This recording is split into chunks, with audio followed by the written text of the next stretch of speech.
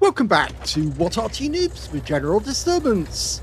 This is the M10 RBFM. It's a Tier 5 French premium tank destroyer. It's located on the north spawn of Pilsen, and this one is under the command of blaUbart23. Now basically it's just a standard M10, but it's one of the 36 vehicles that were given to the Free French. Game on!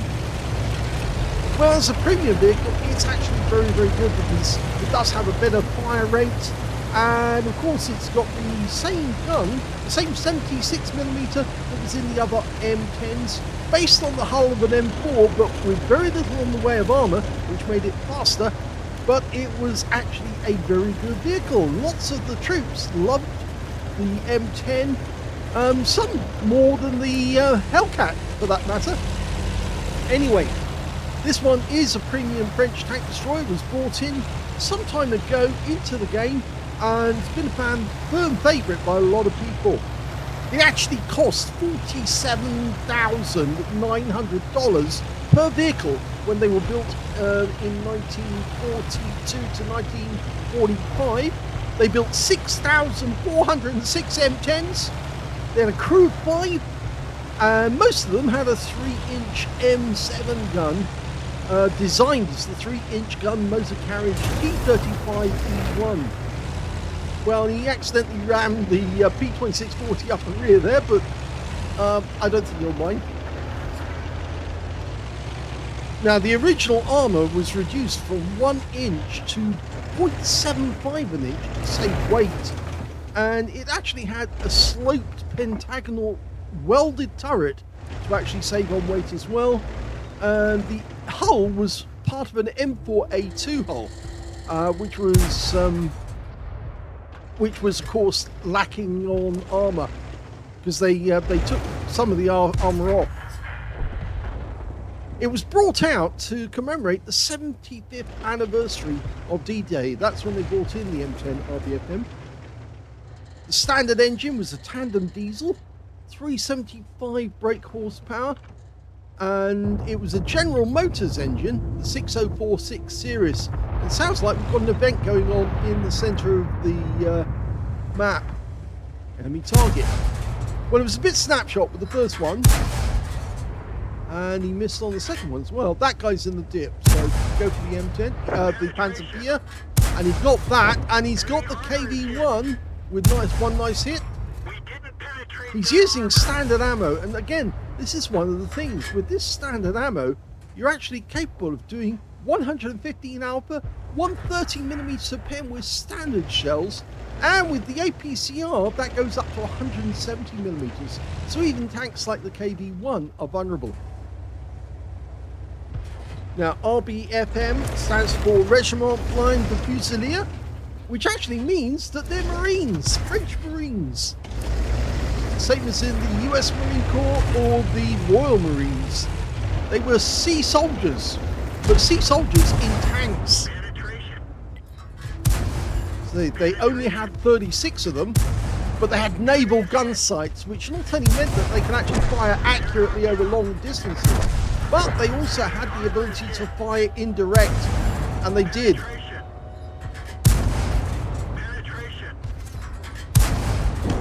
Look at that. 2 kills already. And I think he hit the guy on the gun there. Hasn't got a very high top speed. It's only 48 kilometers an hour. But you've got to recognize that it's basically limited to the M4 type of vehicle and the amount of horsepower it has. It doesn't have a huge amount. 375 is not a lot for a vehicle this heavy. Actual weight is just under 40 tons, so 37 and a quarter, or 3/4 rather. So he's actually taken out the enemy M10 RBFM, or had a part in taking him out as well.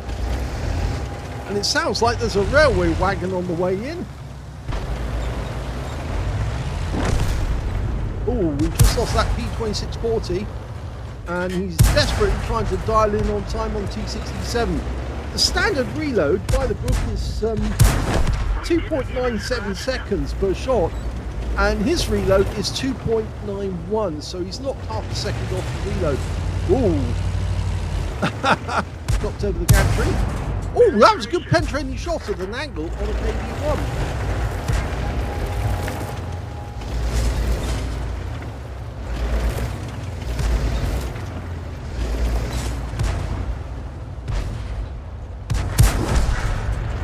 And did he get the kill? No, the Semavente was the one who got the kill there. But the Semavente went down immediately afterwards. So, as far as we know, he's only got the P2640 to his left and another enemy tank just a bit further down. That's the T67, I think. T67's got the same 76mm gun, but it's actually a bit faster firing. Oh, Stug! He's in the dip. Just see the top of him. Got the first one through it. Low roll. Oh, he got the kill. So that's his third kill of the game. There's 5 enemies out there. Seems the enemy has done very well over on the other side of the map in the factory area. We've got a B1 who's near the cap, and it is a tier 4 game, tier 5 game with the tier 4 tanks in it. So our B1 is kind of lonely at the moment. Only 4 left on our team, 5 on the enemy team, so 1 down. AMX CLC coming in to do a bit of spotting. I think he's probably going to meet that T67. That's why he's trying to say, halt, don't go any further, you're going to get hit. To support your position. Well, he's decided he has to move in and help the ELC.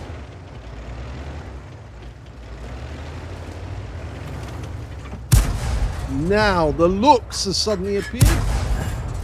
Pumping those rounds in as fast as he can. And one more to kill. Yep, he got him. So 4 kills now. There's the T67.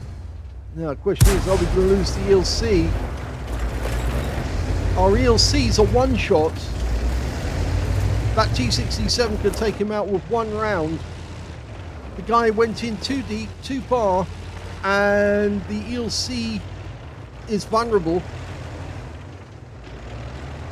We're using the Rex for cover. There's the T67. Well, we do get a hit, but it doesn't kill the guy. And our AMX is our last teammate.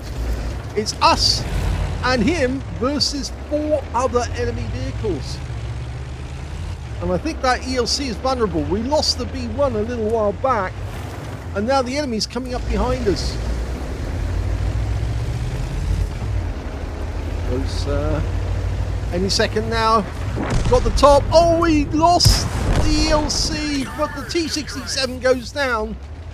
The ELC was taken out by the Excelsior behind him. He was focusing so much on that T67, he didn't see what was coming up. Right, you can shoot through the railway lines, so always remember that. That and the top of ridge lines when it's snowy. But he can now go to town on that Excelsior, and he's got the T6 medium. He's pumping these rounds in as fast as he can, but he does take a huge hit, and that was an 88mm round from the Depth Toaster. And here comes the Excelsior. 1 more shot to kill. Yes! Now use his wreck for cover from that Depth Toaster. Now try and pump a few rounds into him for a change. See if he likes it. He doesn't. He's pulled back. But we've still got the problem of that T6. Now he could outflank us. There's only 2 left on the enemy team. The T6 tried and failed, but we're still in danger. We've got a Top Gun when we killed the Excelsior. There's still 2 enemies out there, so potential Radley's on the cards.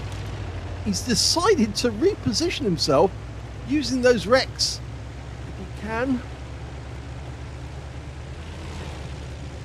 This is risky, but it might be worth it. It's more than likely that the enemy has also repositioned. Now the T6 medium is going to be at least a 2-shot, and they are capping. Well, that's cheeky.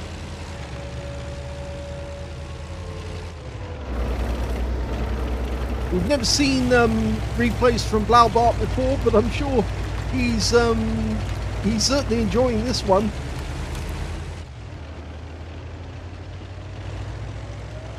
We might be able to get the shots.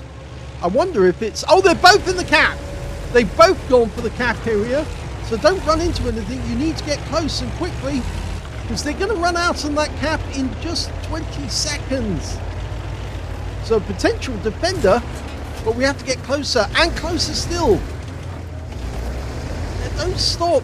You've got to get these guys. He ricochets off the T6. Get closer. You're 3 seconds away. Well, he gets a reset, but on the last second. And he takes down the T6 medium. Where's the last one, the Death Toaster? He's got the corner of the vehicle. And I don't think he can conceal himself fully. No, he's too big. One more shot. Get closer. There, you can see him now. And he gets him with a rear, round up the rear, and wins the game to earn himself a Radley Waters. Here's the end of battle stats, and that was the first ace tanker for blaUbart23 in the M10 RBFM. Congratulations.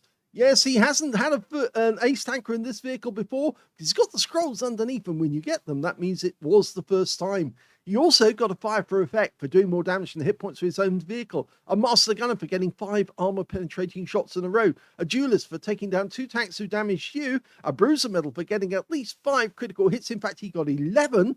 He got the Radley Waters for killing 8 enemy vehicles. He also got a high caliber for dealing the most damage in the game, a top gun for getting at least 6 kills. He got that when he got the Excelsior, and when he reset the cap, basically almost on timeout. I think it was down to 1 second left in the cap, and he managed to get the reset just in time to pick up a defender medal and get at least 70 defense points. In fact, I think he got more than that, much more, got over 100. His win rate from this game was 16,368, which is super unicum and a lot more. Let's have a look at team score. Well, definitely got the highest damage with 3,273. The next highest scorer was the Excelsior, who got 1,954, was exploiting his frontal armor. And the third highest, well, that went to the Death Toaster on the enemy team with his Panzerseps Fierce and his 88mm gun. He earned 1,377 hit points. When it came to kills, well, blaUbart got that. 8 kills to him. 3 kills went to the Excelsior, the Panzerseps and the T67.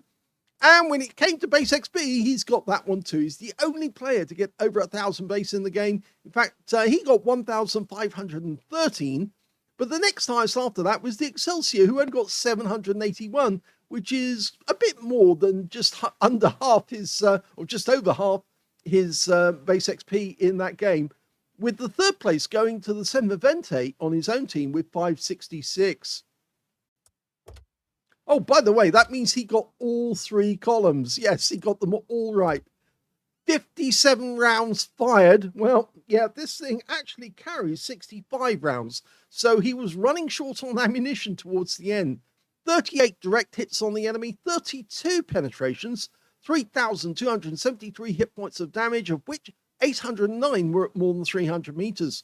5 hits received from the enemy, 2 of which penetrated, 3 non-penetrations. Again, he's lucky with those non-penetration shots, because if they'd actually been hits, then I think he would have been in danger. 220 hit points of damage blocked by armor, 10 enemy vehicles damaged, 8 killed, and he got 100 defense points. And in fact, if you saw that, yeah, it was the last split second that he won the reset.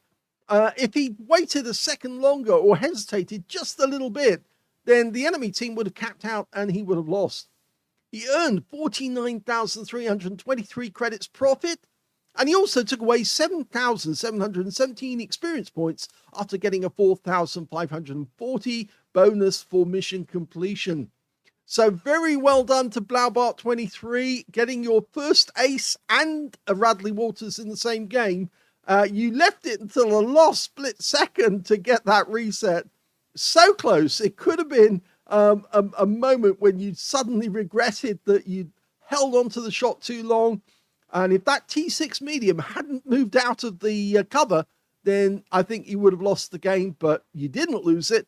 You did get the win, and it was a nice one at that. If you enjoyed this replay, please give this video a like, do subscribe to our channel, leave a little comment down below because it feeds the algorithm, and thank you for watching.